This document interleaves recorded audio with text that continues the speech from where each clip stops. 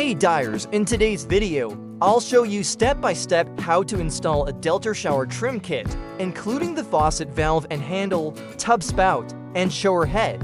If you've got your rough-in valve already set, this is the fun part, putting on the finished pieces that make your bathroom look complete. Let's get into it. Tools and materials needed.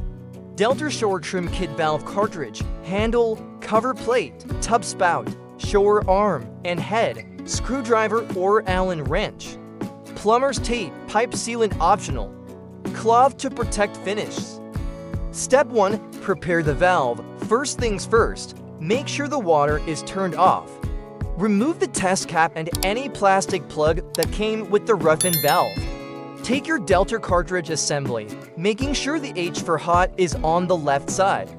Push it firmly into place until it seats with the O-rings. Hand tighten the retaining ring to lock it in. No need to over-tighten here. Step 2. Install the spacer and cover plate.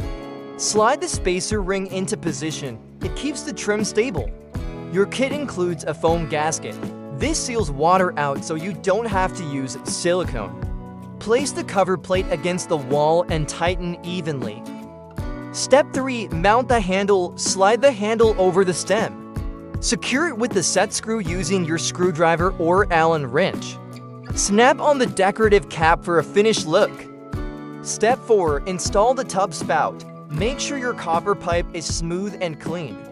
Wrap plumber's tape on the threads for leak protection. Slide the tub spout on and secure it with the set screw underneath. Remember, snug, not over-tightened. Step 5. Install the shower arm and head. Remove the temporary test plug from the top outlet.